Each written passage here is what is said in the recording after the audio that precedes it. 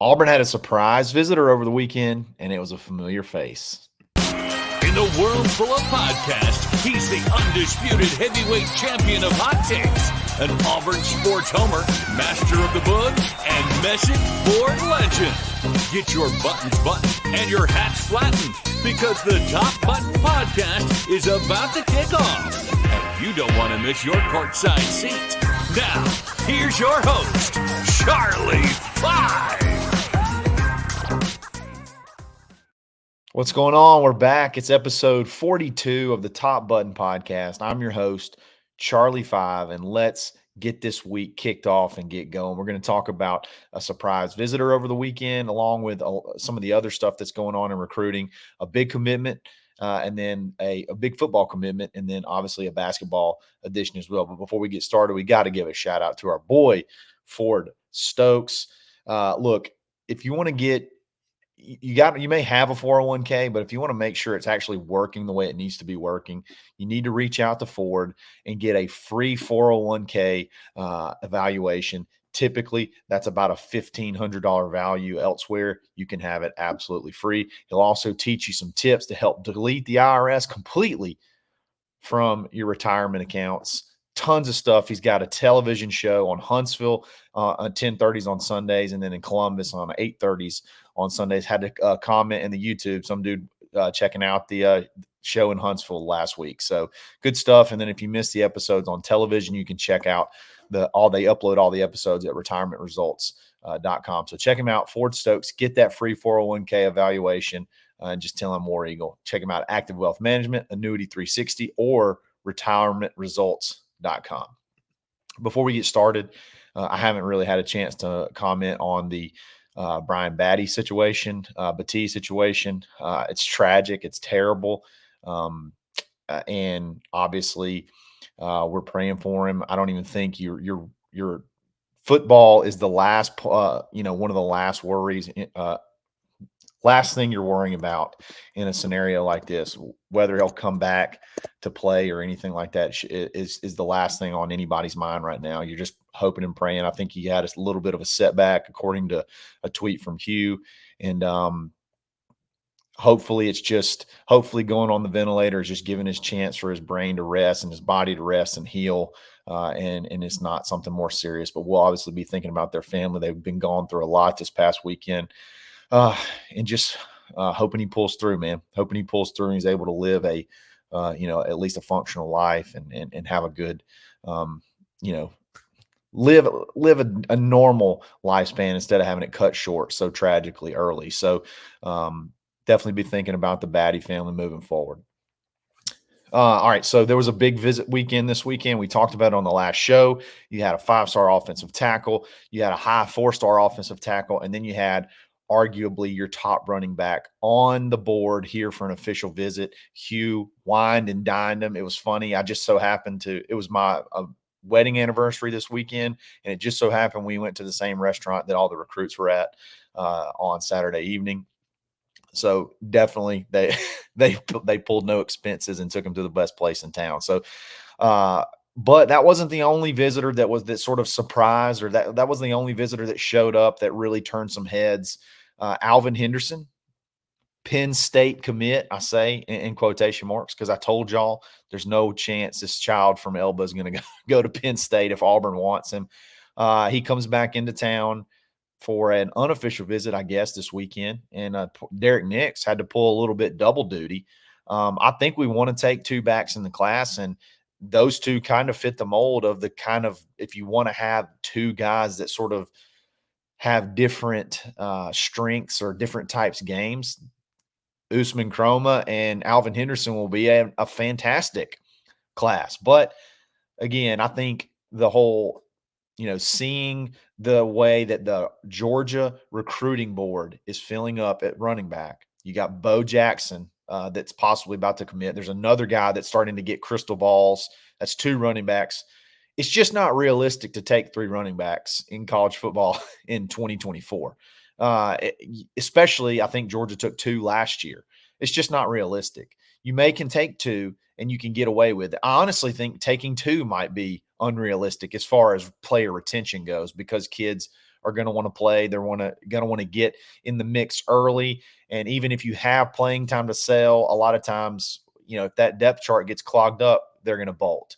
So I think Alvin kind of saw the writing on the wall that, hey, Georgia could be filling up their class pretty quick. That means Usman Chroma could possibly, start turning a little bit more towards Auburn. Auburn could put the press on him. I better make sure I'm still good at Auburn if I want to flip to Auburn in the future. And I think that was a lot of why, you saw him show up this weekend. And Steve Wiltfong has put out a video, I believe, from On3 that talked about, hey, Auburn's getting primed for a flip here.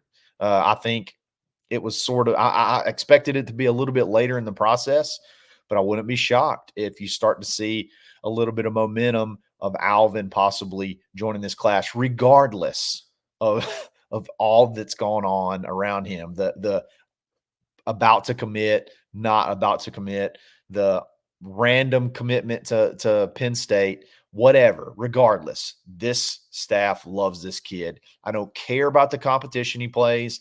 I don't care about the quote unquote fun he's having with the process. That stuff doesn't really bother me. That's why I told everybody when he committed, I said, in the world of the portal and the today's football, you got to be careful what you say when stuff comes out, because nobody's ever off the table.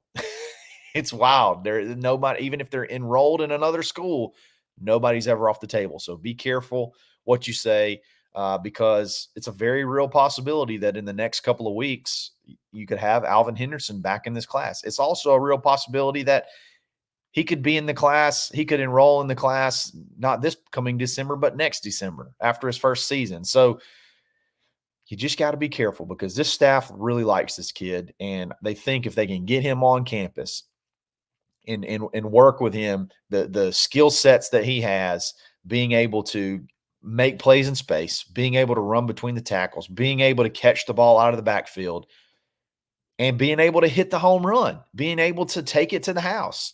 This is a guy that is very, very coveted by this staff, as well as Usman Chroma. I'm not saying that they want this guy over this guy. I think if it's a perfect world, they take both of them. And maybe you have the clout to be able to pull both of them. But Alvin Henderson coming back shows you that kind of what I said prior. Just be patient with him. Be patient with him, because he is having fun with this process from a small town. I get it. It's fine. It's fine. You trust your coaches to be able to foster this relationship and work it towards the finish line. Him coming this weekend was big, and I'd love to have him. I'd love to add him. He helps your rankings. He has some name recognition. I think other people kind of want to play with him. So let's be nice. Let's be patient, and let's see what happens. I do still think you're going to push hard for, like I said, Usman Chroma. You're going to try to take two backs in this class. There are several other guys that you could possibly make a run at, but if you could hit these two guys, that's a grand slam. That's a grand slam. You got your 215-ish. Your big back, your big every down back, and then you got your changeup guy in Alvin Henderson, a dude that can come in on third down and turn a check down into a 20+ yard game. That he's got that type of skill set. And then you got Usman Chroma, who will just run through your face and then run around you and run by you. He can do a little bit of it all, but he's going to be more of your feature back, your every down back, and we got to have that. You got to have that. After this year, you only have 2 scholarship running backs. Even if you bring in these 2 guys, you may even have to look. If you don't bring in 2, you may have to look to the portal. You're probably going to have to look to the portal. So it's good to get him back on campus. So I'm happy that he's back on campus. I want him here as much as possible because I want him in the class. The previous drama, if you even want to call it that, doesn't matter to me. I want this kid in the class. So visits, though, there's still some big visits. This past weekend was big. Made a huge move with Andrew Babalola to where it could possibly even be just an Auburn and Stanford battle. And with Stanford now in the conference upheaval and joining the ACC, which is wild, and how weak that conference is as a whole.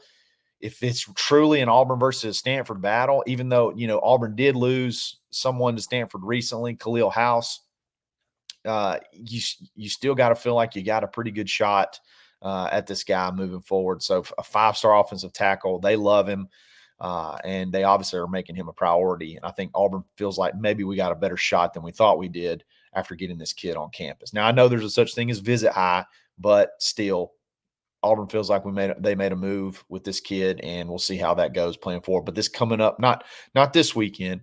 There's probably going to be a few surprise visitors this weekend, but there's not a big visit weekend set up because the weekend there's a short dead period that I think either starts on Sunday or Monday. So you want to give kids the full chance to possibly stay as long as they want to and not have to cut things short. But you do have a huge visit weekend scheduled for the following weekend, the 31st. You got 5-star Caleb Cunningham coming in. I think you have newly decommitted a corner from Ohio State that decommitted from Ohio State coming in to visit. You got Broderick Scholl, who could be on commit watch. And then you have, Broderick Scholl. And then you have Kalen Edwards, who was a former Auburn commit that Auburn feels like, hey, okay, we're going to get you back in and get this thing rolling, and possibly go ahead and get you back on board. So there were some 2026 kids that came in this past weekend. There were several guys recruiting. This is a big recruiting period where you're going to see a lot of action start happening here over the next several weeks. You got a couple of commitment dates coming up with Jermichael Garrett from Gulf Shores. You got another commitment date coming up with Eric Winters. That's going to be a battle down to the end. So you got some stuff coming up, and so you're going to start seeing the big guys rolling in through your visits. And then obviously you got the big Juju visit here around the middle of June. So let's see what happens, and I'll try to keep you in the loop. Another thing that happened this weekend was you had a big commitment from Dante Core. He's a cornerback from Fort Walton Beach. You're not going to be wowed by his ranking right now. Currently, he's a 3-star commit from, like I said, from Fort Walton Beach. Great length, 6'1", 165, 170. Great length for a corner in high school. But this is a kid who's right on the verge of really getting out there as far as from noticeability, recognition. He's really starting to build his reputation. I think as soon as Auburn offered early in the year, somewhere around January or February, everybody started saying, okay, who is this kid? Who is this kid? You got Ole Miss that started to kind of push hard. He went on a visit to Ole Miss. There are several guys that were close, really close, several big-time teams that are really close to starting to really pursue this kid. Auburn's loved this kid from the first time he's come to campus. They evaluated this kid hard. They've wanted him from the beginning. And again, when if you take a kid like this early, that means you really think highly of him. Now, if you start seeing taking kids late like this, that means you probably missed on some targets. This is a guy they wanted. This is one of your first defensive back commits, your second one total. This is one that you had high on your board, and you went ahead and got him. I like him. I like this kid. I think he's got a little bit of versatility to him. He can play outside. He can play inside. He can maybe even do a little bit of return stuff. Fort Walton's not really known to be a powerhouse in football, but this kid obviously stands out, and he'll camp a lot this summer and probably get even more eyes on him now that he's Auburn commit Dante Core, and that'll obviously just help, possibly help bolster his rankings and things like that. That's typically how these things work. A lot of times when you see kids like this, when big schools are on them, so like Auburn, Ole Miss, teams like that are on these kids early, that means they're just a little bit ahead. They're typically just a little bit ahead of the recruiting ranking services, because they're typically, they see these guys. You either have your big names that everybody knows, or they find these guys at camps and things like that. And that's what I think is going to end up happening. I mean, he had offers from Ole Miss LSU, Tennessee, schools like that, that tells you a few things about that. I care a little bit more about offers than I do star rankings and things like that. But I think that this kid is could be special, could be one of those kids that wants to come in and work hard, and you got him in early. You got him in early so he can start helping you recruit as well. So who's next? There's like a litany of guys that could possibly pop next, and it's really hard to know exactly who that's going to be. It's really hard to know who that'll be. You look at some of the commitment dates you got coming up. Like you said, you got Eric Winters, but I think that's up until that's July-ish. So surely you're going to have some pop. I think possibly the next one will be maybe Broderick Scholl, who comes to visit next weekend.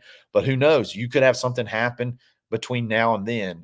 There's just a lot of guys, a lot of action going on, and really starting to sort that board out. You're starting to see a lot of kids commit everywhere, from as far as all over the country, all over the Southeast. So this is commitment time. Summer is a big time to start getting commitments, and I think Auburn's going to get rolling here. You got rolling, you get it going with Dante Core.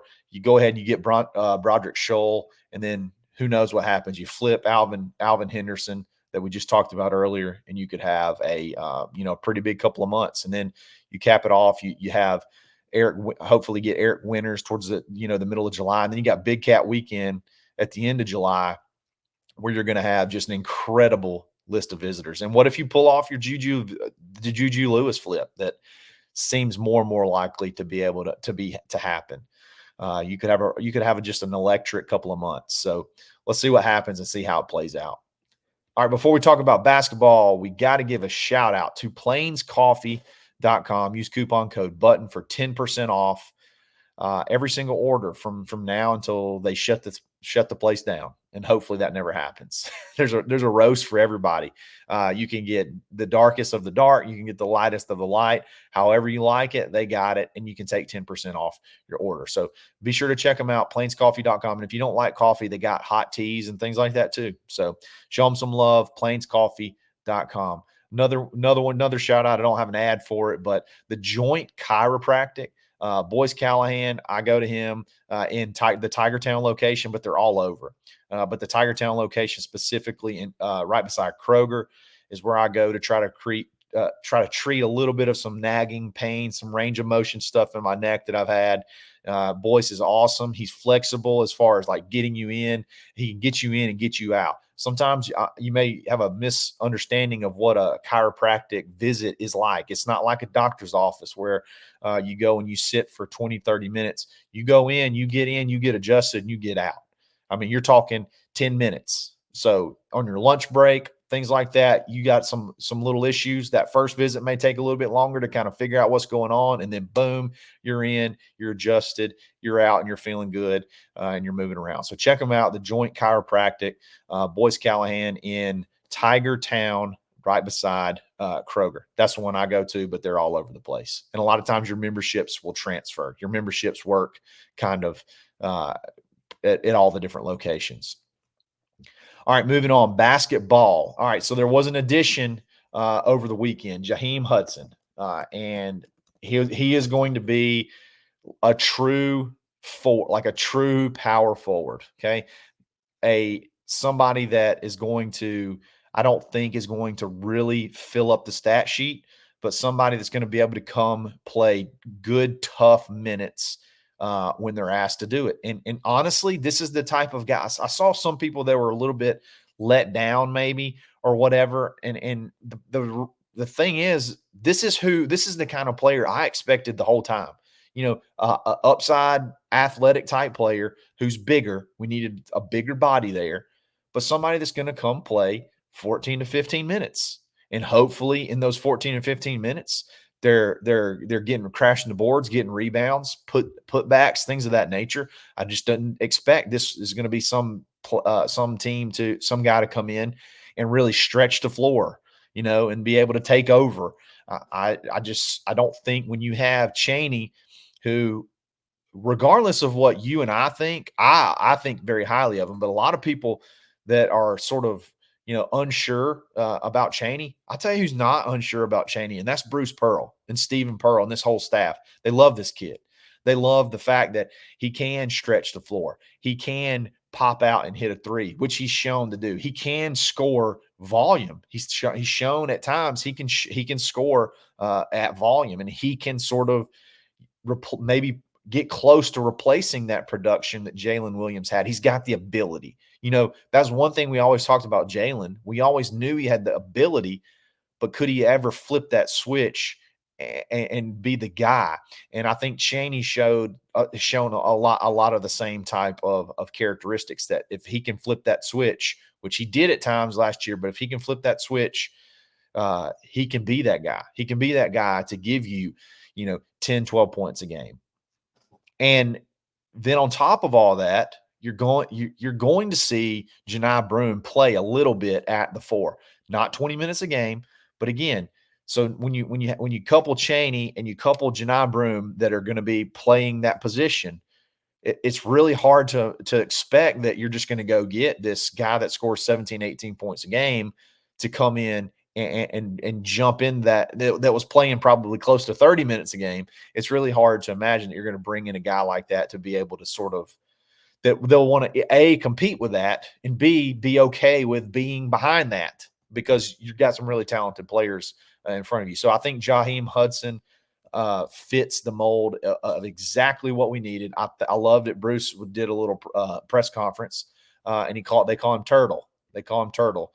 I think this because he's got this big old kid and he's got a small turtle head or something like that. I didn't really 100% understand the reference, but that's his nickname. They call him Turtle.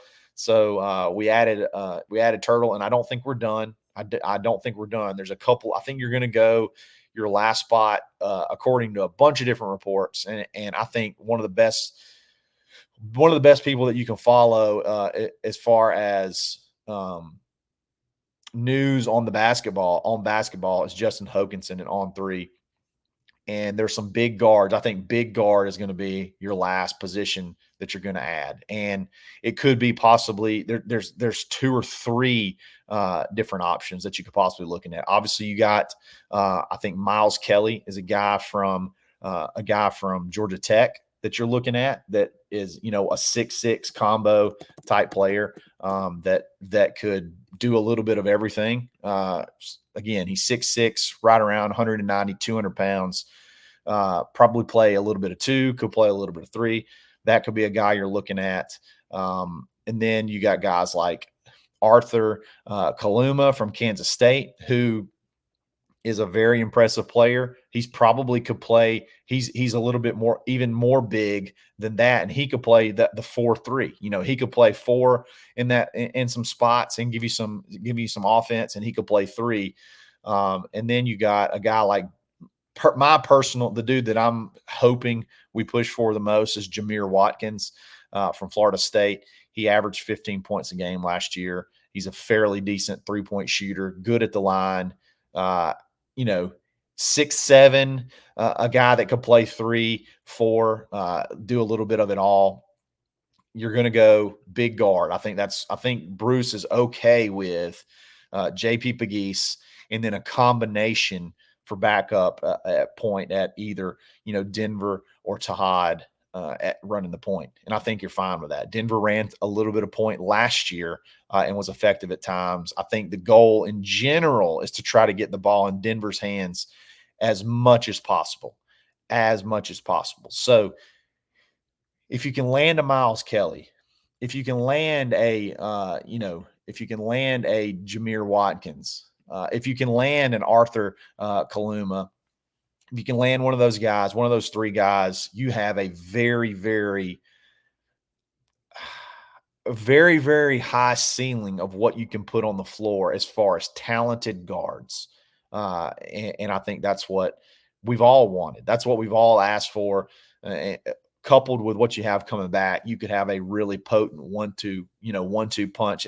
You just don't have you may not have the drop off. Like, there were some offensive lineups last year where you're hoping that you just survive. You know what I mean? You're just hoping that you survive because the offensive production, just you could look at it, you could see these guys are not necessarily scoring guys.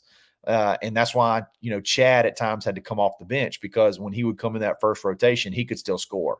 He could still score. So that helped that whole rotation be able to have at least some offensive presence. This one, I mean, I don't know that there's going to be that. Obviously, when Dylan comes in at 5, he's not as much of an offensive threat as a Janai Broome. But if you got Dylan's at the 5, and then you slide over Janai to the 4 for a little bit, you kind of negate that. You kind of negate that void there. And then if you got a guy like again, Arthur Kaluma, Jameer Watkins that can platoon over there with Chaney every so often to be able to supplement the 4 when Dylan comes in. You just got options. You add one of these guys, you just got options. Chad's versatile. Chad could play 2 some if he needed to, while Denver played point guard, or Tahad played point guard. It's just, I feel like Bruce is building a very offensive team that whenever you start going through these sub packages, you're not really dropping off the offensive production very much. So, again, you add Jaheim Hudson.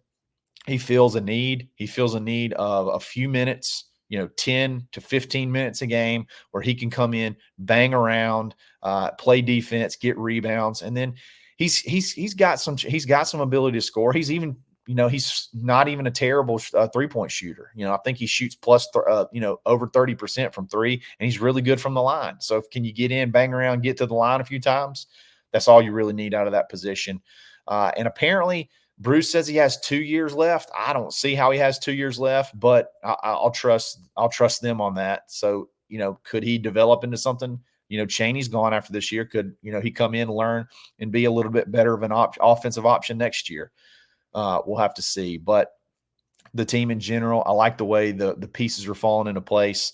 And just remember how good this team was, this roster was last year, and you basically bring back the vast majority of the scoring from last year. So don't get caught up in the additions. Look at what you got, and then we're just trying to supplement and add some spots here or there. But if you get one of these big guards, one of these 6'6" plus combo guys that can play, 2, 3, or 4 at times, you just give yourself so much flexibility, so many options to be able to try to make a deep run, because we're going to have an absolutely brutal schedule this year.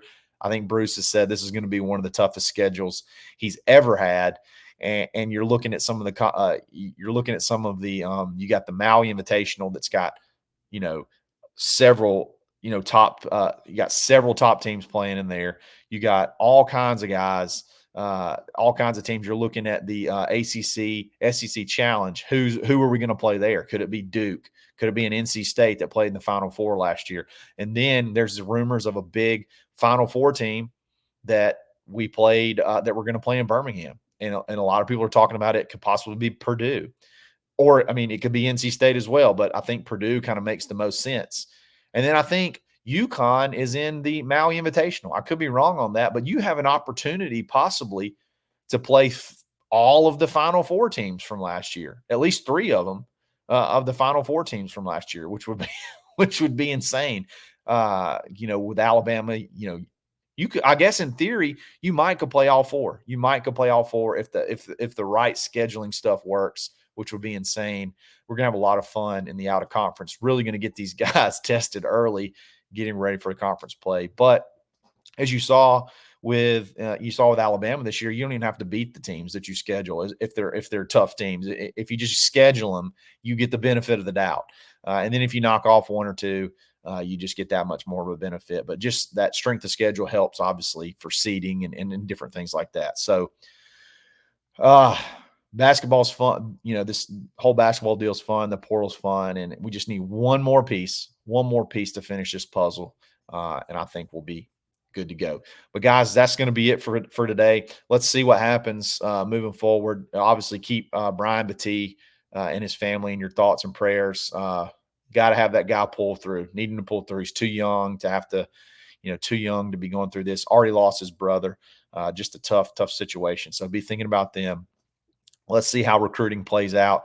Hopefully we'll get a couple more commitments over the next few weeks, and then let's see how Bruce finishes out this roster. Trust Bruce. When in doubt, trust Bruce. He's never really let us down in the past. So when in doubt, trust Bruce. But anyway, guys, like and subscribe this video. Comment below. I'm going to comment back. We're going to have a conversation. We have 30 to 40 plus comments every single video of people making comments, and I interact back. So if you got a hot take, you think I'm crazy, let me know about it, and we'll talk about it. So follow me on Twitter, _Charlie_5, and then we'll catch you back on Thursday. This is episode 42 of the Top Button Podcast. Stay buttoned. Thanks for listening, and drive home safely.